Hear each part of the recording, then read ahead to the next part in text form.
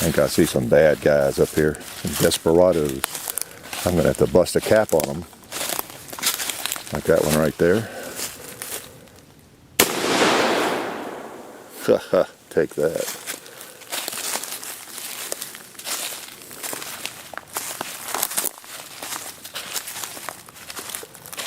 Some more bad guys up here.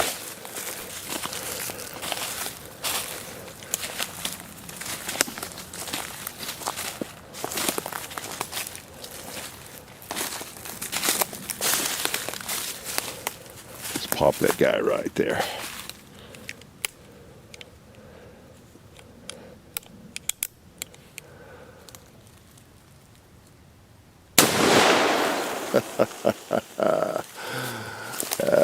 We can get to the next bad guy.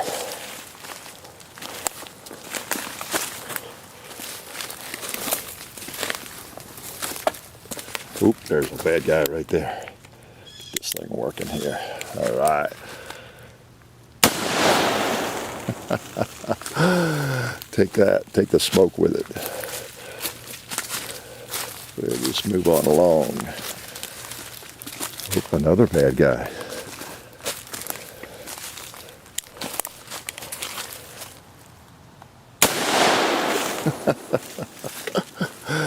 Got what he deserved. I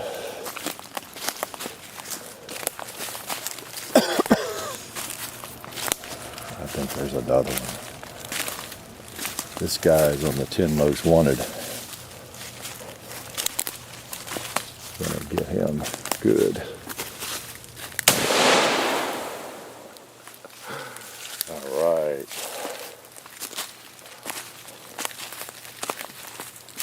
We pop it. And since we have a round left, let's just see if we can shoot something across the hill. I see a bad guy over there in the form of a big black steel disc. If I hit this, it will be a miracle.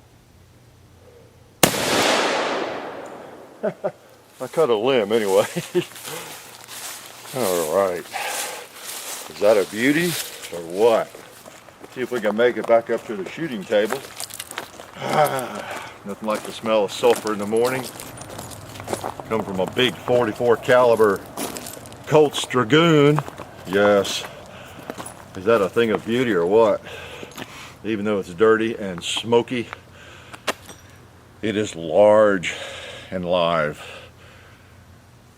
One of Sam Colt's finest and one of Sam Colt's heaviest. The Colt Dragoon, carried by, I believe, Gus McCrae and Lonesome Dove. Part of the time, he might have had a Colt Walker as well. Both are big chunks of iron. You might have seen Matty Ross carry that in True Grit lately. Big old heavy horse pistol, as John Lane called it. Colt Dragoon. What a monstrosity. Let's take a look at it. Wow.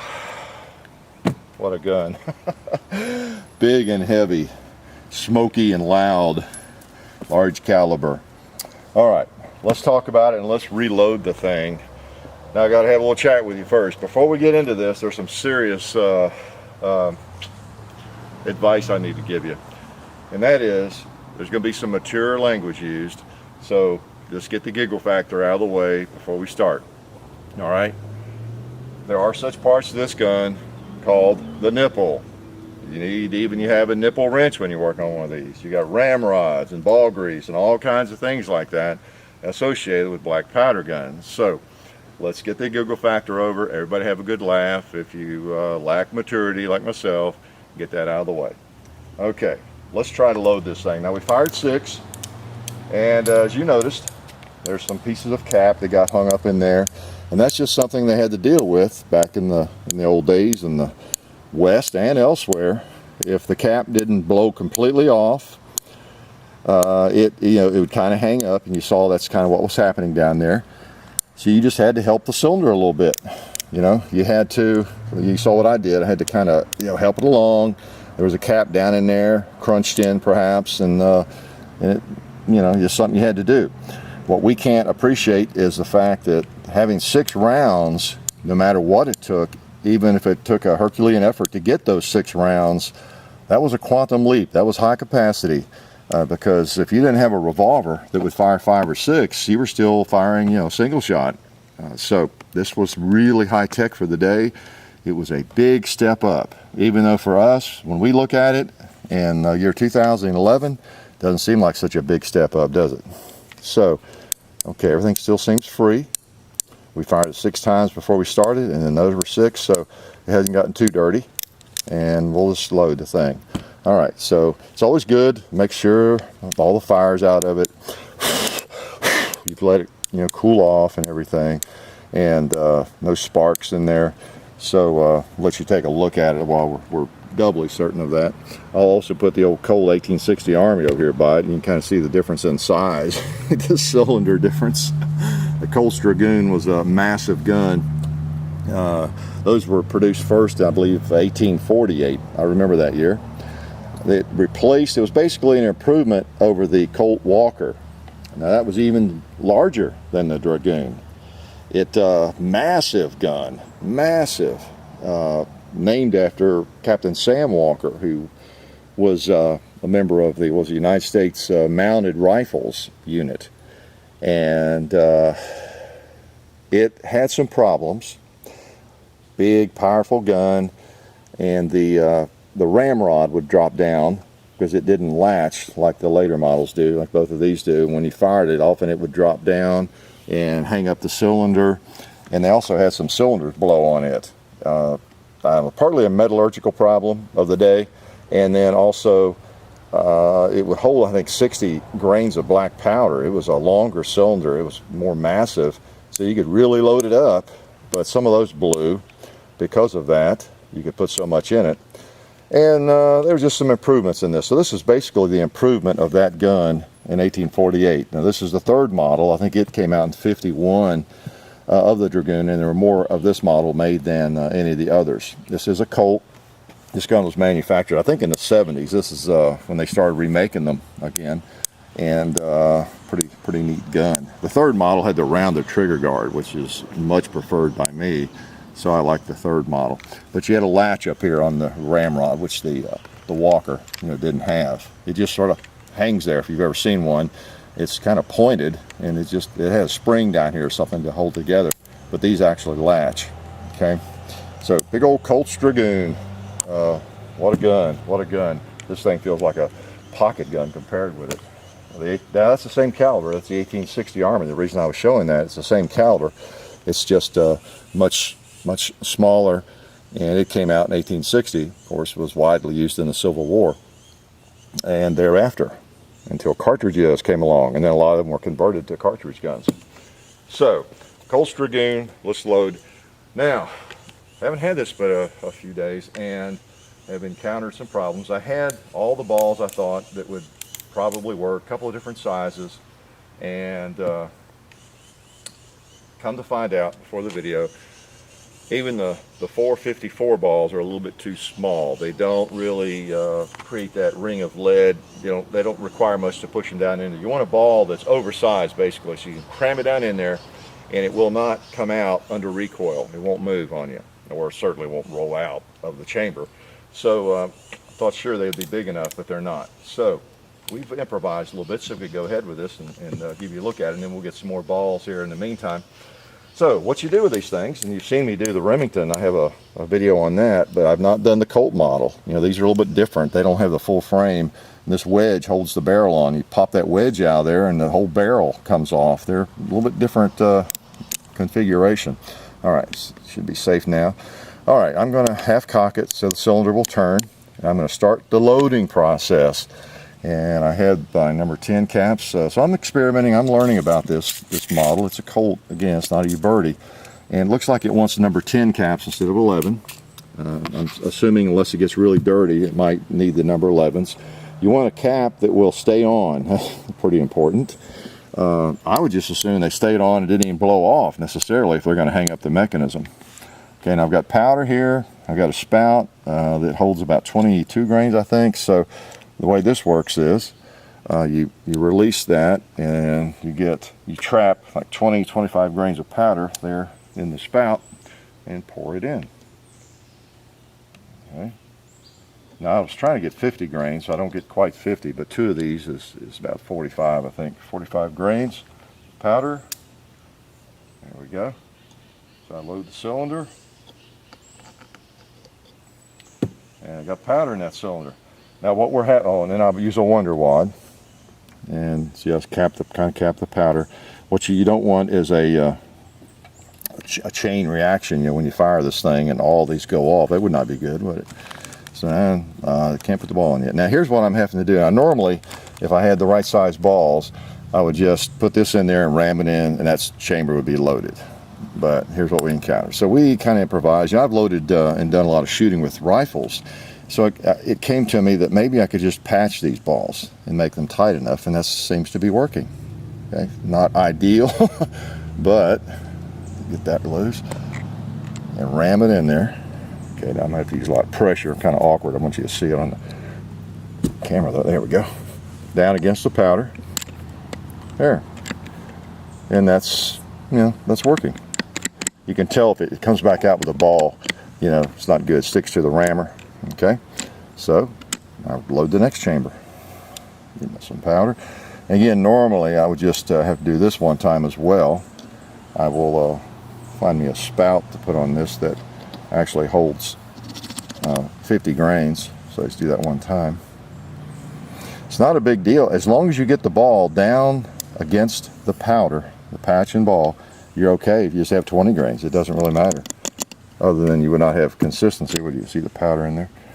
And I put the Wonder Wad on top. It's a pre-lube little patch. It's something we do. Most of us do this these days. Not a purist necessarily. And again, I would not have to use this patch if I had the right size balls. Okay. Got to get to, this is really no way to do it, but it works. This is a labor of love. You got to like these things, don't you? So I get enough leverage here and still let you see it. There we go. All right. Yeah, it's going to work pretty well. All right. Obviously, we're not going to shoot this 100 times. It takes a little time, doesn't it? But as messy as they are, and as difficult as they are to use, they're just fun. And it really does take you back into history. When you think about it, this is what they had to do. Those cartridge guns you see me shoot so much, the Colt single actions, they seem pretty high tech, don't they, as compared with this? They really seem high tech. Let's see, parts in here. I gotta be careful, because when you're doing black powder muzzle loading and you're talking at the same time, it's a good time to do something like forget to put the powder in, or the dry ball. Those of you who shoot black powder know what I'm talking about. If you're on a range here with a buddy, see, that's a little bit easier. If I just kind of bad, I can load it. I ain't in trouble. I was trying to get you a good look at it there on camera. You have to really focus on what you're doing, because if you forget to put powder in, you got a problem. You got to come back in from the nipple, take the nipple out generally, and get some little bit of powder in there so that you can blast it out. You know, at about 50 feet per second, and it works. It's a nuisance, very annoying. Okay, put my Wonder Wad on. Get my patch. I guess if you ever find yourself in a situation, you're like I am, and possibly the folks back in the 1850s and 60s found themselves in this situation, they may have done the very same thing. Cut a piece off their underwear or their shirt or something just so they could load their gun, because it does need to be tight in there. The ball will move, because, you know, when this gun fires under recoil, that ball will move forward. If you think about it, the gun is jerking backwards when it recoils, and that ball, that heavy lead ball, would have a tendency to want to stay where it is, which means it's going to move forward, or it's going to be trying to move forward. So it has to be tight. You know, there was a shooting, a bear encounter you might have read about, many of you, it's about a year ago. A fellow in Alaska had a 454, one of those little Rugers, I think it was, with him, in a 454 caliber, and a bear came after him, and he got, I don't know, a couple, 3 shots at him, and fortunately hit it in a stopping place, but he wasn't going to be able to fire, I think, more than 3. He got 3 rounds off, I think, maybe it was, if I remember correctly, and his gun locked up. It was a modern revolver. It locked up because the ammo he was using is big old heavy bullets, and on that massive recoil, they moved forward on him and the cylinder wouldn't turn. So it was a good thing he got that rascal just before it got him. So it's just something to remember, as the inertia of the physics of it. Okay, I'm just glad I was able to work this out. We really thought I was getting a little mad at myself here because I was getting excited to show you all this, and then didn't think I was going to be able to do it.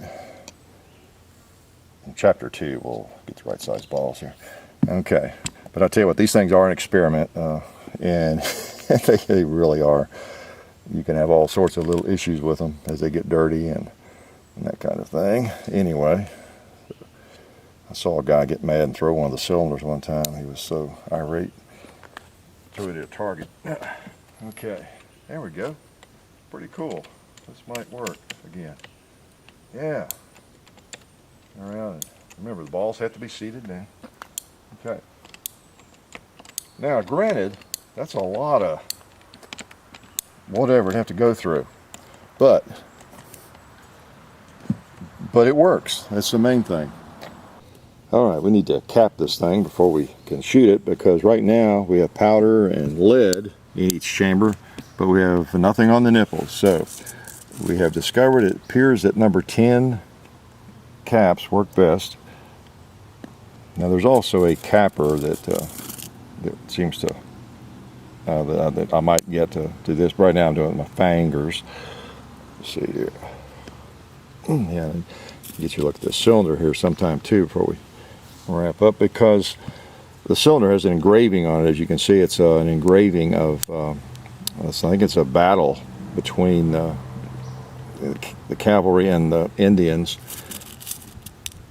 This gun was issued, I guess in '48, the Dragoon, to the United States Mounted Rifles was a unit, and they were issued in pairs on a pommel that they would carry them in on the horse. That's why you hear them referred to as horse pistols. Sometimes they're so large and heavy, very difficult to just carry on your belt. Very, very large and heavy. So they would carry them on the horse. You might, if you saw our Friendship, Indiana video on the muzzleloading shoot, there was a scene where some guys had some horses, some reenactors, and they actually had a set of those holsters, a pommel there, lying on the ground, and that's what they would do. Okay, so those are on. I'm on half cock. I'll take it on back and let it down easy. All right. Now you noticed as we were walking through the woods, getting those bad guys down there, that I had to help the cylinder along a little bit, and that's what that was all about. And that might happen again. We'll just work with it. Okay. Well, let's see here if we can hit anything. Let me try. You know, Mr. Red Square there.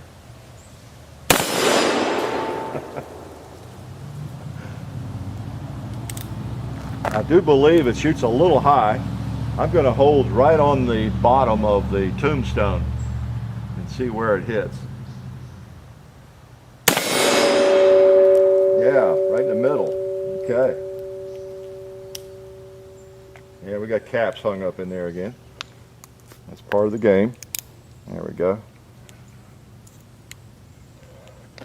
I'm going to see if I can hold the same place or close to it.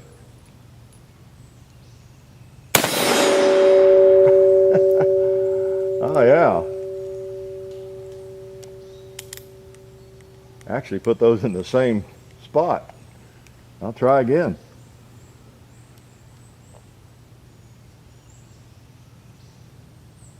A little smoky, huh?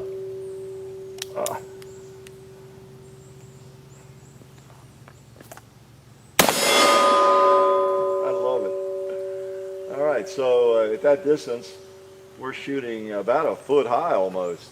So you have to allow for that. That means that shot I took at the gong probably went over it. I'll take the last shot at him again. I'll hold down in the dirt, actually. And we'll try to shoot low, if anything. right. Popping. I held probably, I don't know, down about a foot below the gong. So pretty neat, pretty neat. Nothing, no problem with accuracy on the gun. Just knowing where to hold and you know, allowing for that. So pretty cool, pretty cool. I know if you haven't shot one of these, it's hard to appreciate maybe, but it just is neat. You know, now we've got to go through all that process to load it again. But I tell you, there's just something almost romantic about that black smoke and the history of it, because this is the real deal. This is what they went through, and they had no choice. So, you know, different time, different period. You didn't have helicopters going over. You didn't have a pocket full of cartridges. Didn't have a Glock. Didn't have any kind of semi-automatic firearms. You just had to load chamber at a time and make it work. So let's we're gonna load this one possibly off camera and give you a break, and then at least shoot it 6 more times. How's that? Okay, through our usual magic, we have this baby loaded again. And I didn't mention earlier, maybe you caught that as I was discussing the size of the balls. You know, where the ones I'm using are .454. That's .454. You might realize that is actually .45 caliber. This is a .44 caliber gun. So yeah, that's one of those deals maybe for a basics video. These guns actually take a .45 caliber ball, but they're really considered .44 caliber guns. So the Colt Dragoon and the 1860 Army both. So let's just take a couple more shots and see how it does now. We might walk down here and just shoot a more freestyle. You know what? I might shoot that challenge target. Gonna have to hold low, aren't I? See what happens. This might be the first time and last time in history that one of these tactical challenge targets ever gets shot at with a cap and ball revolver. Got him! All right. All right. I held low enough. You know, and since we've got this Dragoon used in the war between Mexico and the United States and various other altercations in the West and elsewhere, let's take care of this desperado cowboy right here.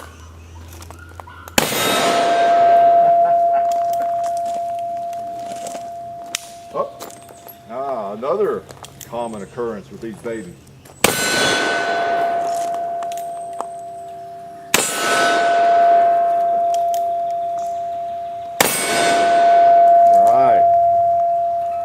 You always have to be ready for that. You can have a cylinder hang up, and you also have one not go off.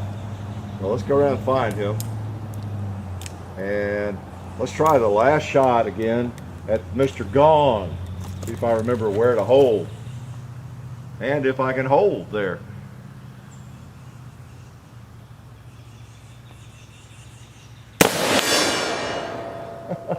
All right. .44 caliber. Colt Dragoon.